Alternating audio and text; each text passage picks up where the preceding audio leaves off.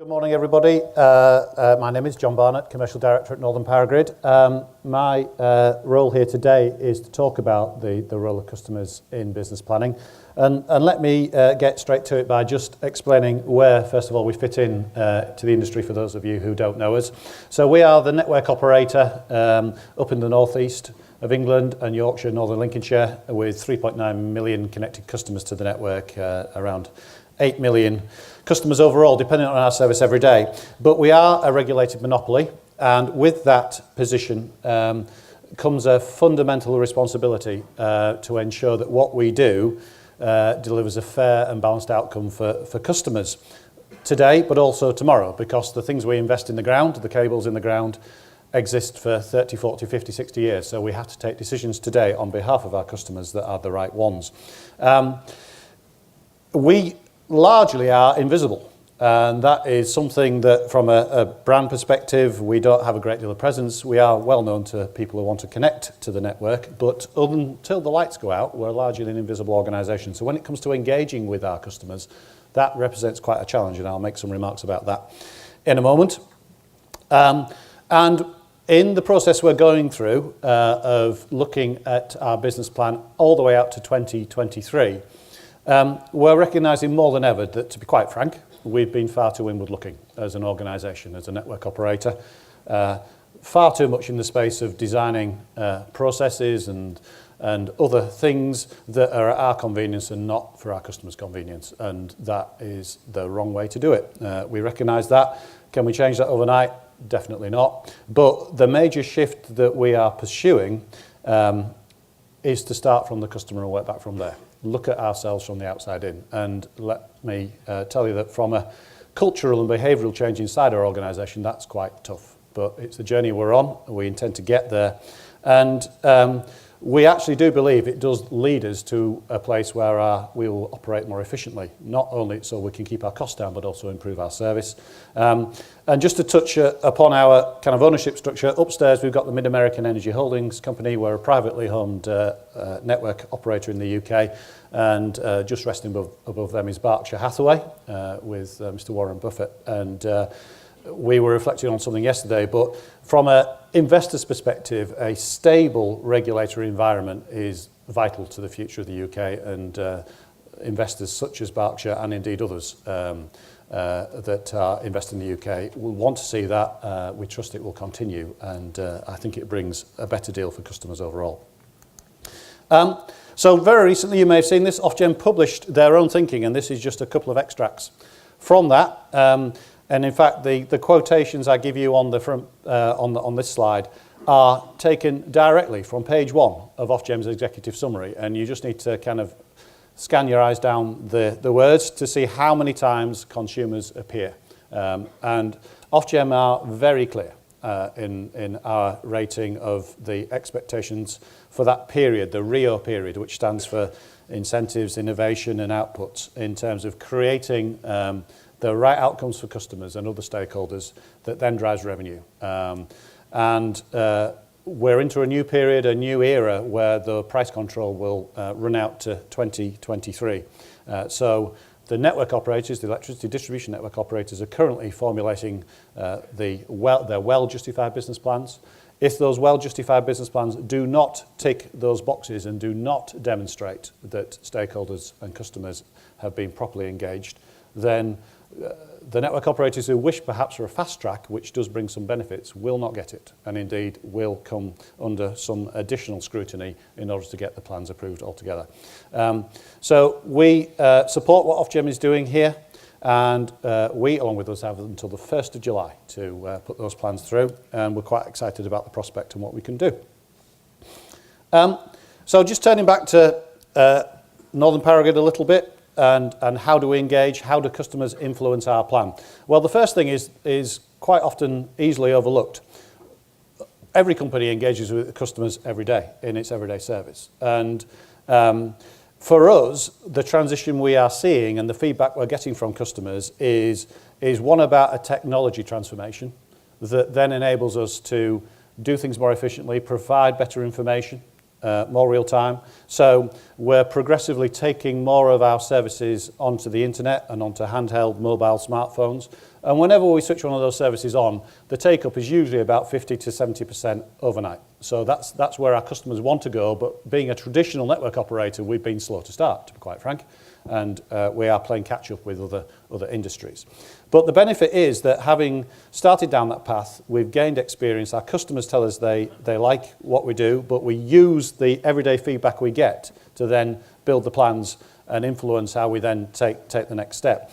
And the benefit of the transformation is that the technology allows us to do things at relatively low cost that allows us then to recycle some of the savings we make to other areas where our service is not good, such as, for example, in the connections business, where connections customers would like a more personalised service on the more complicated connection projects. So these features that happen every day in the organisation need to be captured and then need to feature in the plan. They're perhaps the strongest area of feedback that we get. But it's not just about the everyday services. There's then the intriguing feature about, so when you think towards the future, or we think towards the future, and customers don't really know us, we don't have that big a brand presence, and to be quite honest, most customers would just switch the light on, the power comes on, and why would they wish to think about us? And in fact, we'd be quite happy that they don't need to think about us. But then when we engage and say, well, over the next period of 10 years, we need to invest in the right type of network, in the right type of services. How do you get customers thinking into that space in a way that's meaningful? That allows us then to bring the feedback back into the organisation and turn it into a plan that we hope and actually know will be backed by those customer wishes. So this time around, in this current price control review that we're engaged with, we've adopted multiple techniques, from the traditional focus groups and surveys and interviews all the way through to interactive stuff on the website. We've built an online community that's got over 1,000 members in it now, which is a voluntary thing people come into. We run surgeries, and we specifically gone and targeted individual stakeholder groups or people that represent them. And the distinction we always try to draw is, we've got to keep in mind that at the end of the day, somebody has to pay the bill. So it's important that stakeholders who do end up paying the bill, called customers, have a very loud voice in this process, whereas other groups who equally we engage with perhaps wish for a lot of things, wish for every overhead line in the UK to be undergrounded, but they don't have to pay the bill at the end of the day, and therefore those things have got to be kept in perspective. So the interaction we are currently well through at the moment is very stakeholder specific. It is multi-channel. And the thing that we're doing that we've never done before is then bringing all of that back to kind of aggregate it up and look for the common themes. And it's a lot of hard work, and there's a lot of people in the team back at the office who are scratching their heads and figuring out how to do this, because we've never done it before.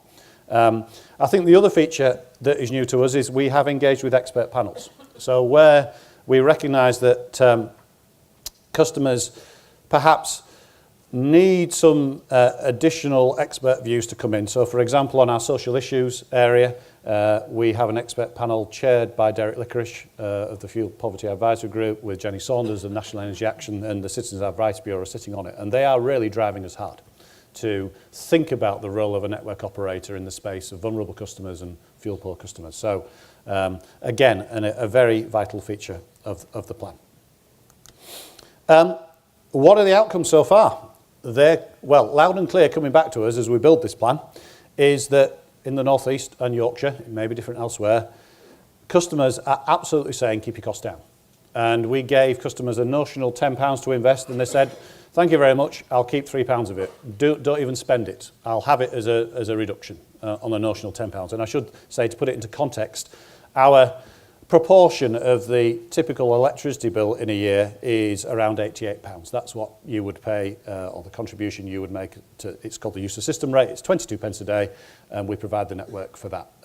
So on a notional an actual £88 a year, we gave customers £10 to say, what would you do with that? And they said, keep 3, we don't want you to spend that. And then what came rocketing up the list was flood defences, because it's very topical with all the issues of weather-related items. But then perhaps some more to be expected items. So, look, if the lights go out, will you please put the power back on more quickly? Ofgem have taken a decision in the document that was published a fortnight ago that the guarantee standard for 18-hour restoration comes down to 12 hours. So network operators will need to respond more quickly if they're not going to pay out. And from our perspective, we're ready to do that. And the advent of smart meters makes that really quite interesting because the notification that the power has gone off as the smart meters come in and start to provide these alarms will come in at all times of the day. Whereas you may not realise this, but in the local cul-de-sac or housing estate, we don't know until you call us. Whereas in the future, we'll know the instant the power goes off. And again, that's a bit of a game changer in terms of how the network operators will need to respond and run their businesses, including ours, in that period.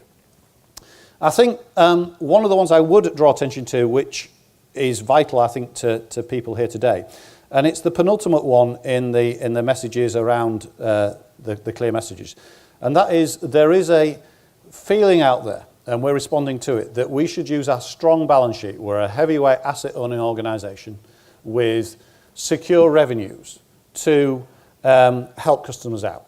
And the type of thing that could happen there, and we're heavily engaged with some of the large and small energy suppliers, is that in combining our knowledge, we can potentially bring a proposal into the plan in July that profiles revenues in a way that is of the best benefit to customers. So that if there is to be a price cut, and currently our total operating cost picture, including capital, is set to fall in the next price control period, so costs are falling, we now need to decide what is the best deal for customers on how that use of system bill comes through. And that's important, particularly for the fuel poor customers, but really for everybody else besides. And it's really working with energy suppliers and saying, come on, we need to join this industry up together. It's very fragmented. We need to aggregate the best deal.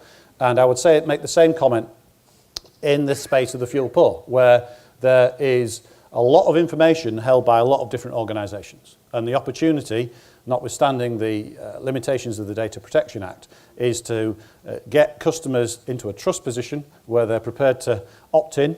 And we, as an impartial organisation, we're not trying to sell anybody anything. We're a transporter of energy. We, as an impartial player in the industry, can perhaps provide better advice, better access to information. We've got 300,000 customers in the North East and Yorkshire on our priority services register. And other than looking after them when the lights go out at the moment, we don't do a great deal more for them. And we're saying, and they are saying, that we think, and they think we could. And again, there's a space for us there. And Ofgem are on the lookout for it. So you watch this space, we'll put something into the plan. So we have a book that's published. It's on our website if you want to go take a look at it. It does set out our emerging thinking. And in April, we will publish interactively on the website our latest views and the impact on customer bills about the choices we think we are taking. You'll be able to see that, and then by June we submit the plan and we see what Ofgem think about it.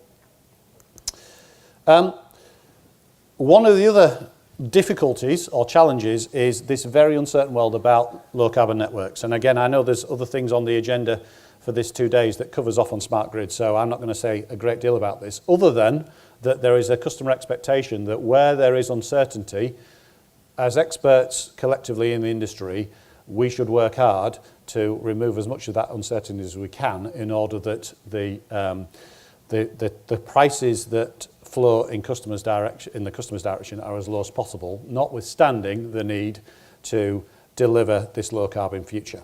So we're running in conjunction with Durham University and Air Technology, British Gas, we're running a very large £54 million piece of research and development that comes to a close at the back end of this year.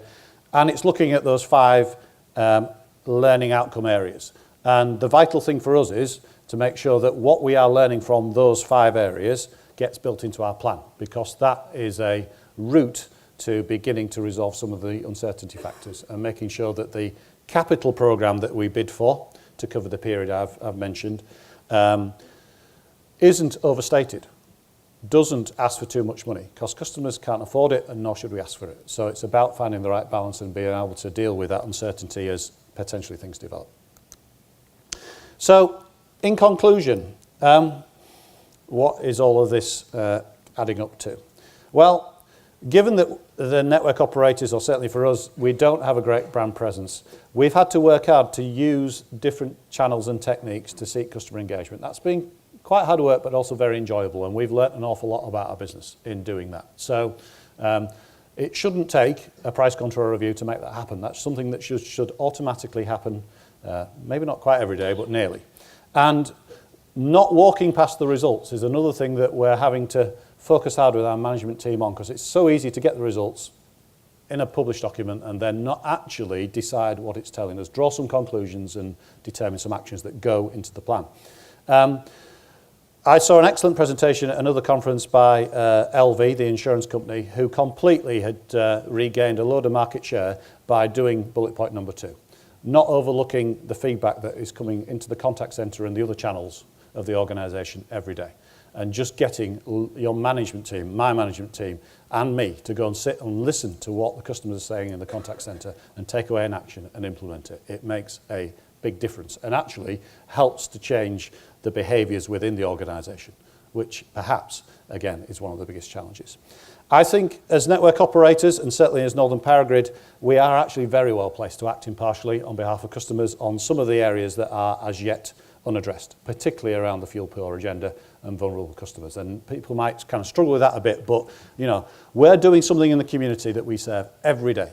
We're out locally in those neighbourhoods. We see things, but do we act upon them? And do we put customers in touch with information that would just help them, that maybe we don't provide, but could just provide them with the gateway to something that then takes their lives into a better place? And that's the sort of thing we are going to pursue in this plan.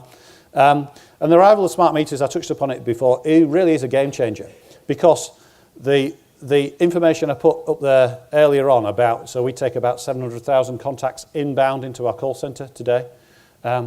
When smart meters are out there, and those, for us, those 3.9 million connected properties each have a smart meter, well, the meter will tell us that the power's gone off. And then it's up to us to determine how we're going to reassure the customer that we know about it and that we're onto it and that we're on our way. So this inbound world of calls suddenly becomes an outbound communication. And figuring out how to deliver that and figuring out how to deliver it so that costs fall overall, whereas service goes up dramatically, has to be a feature of the plan and will be a feature of the plan that we put through. And then penultimately, you know, again, easily overlooked, customer engagement is a continuous process, such an obvious statement to make, but there are so many people who think, oh yeah, we'll do some stakeholder engagement, we'll submit that plan to Ofgem and then we'll all just back off and stop doing it. That's not the way. And again, Ofgem have made that quite clear too, and credit to them, that this engagement process is a continuous process. And any business worth its salt, if you look at the top performing companies in any market sector, they are continuously getting feedback from customers and acting on it. As I say, it ups their performance ratings, they save money, and they stay, if they're in the fully competitive market, with a growing or retained market share. And finally for me, and this is the big one, that actually having gained the customer feedback, in many respects that is relatively easy. The thing that really matters, and particularly I think for us in the network industry and certainly in Northern Powergrid, is that the challenge that then lies ahead is to get the business aligned and therefore its people and its processes aligned to deliver the outcomes. So it's all well and good to write into our plan that we've understood what customers want, but the plan has to contain how we're actually going to transform the organisation to get there, because without that component, we're dead in the water, and should be. And with that, I'm going to close my remarks. Thank you very much. Thank you, John.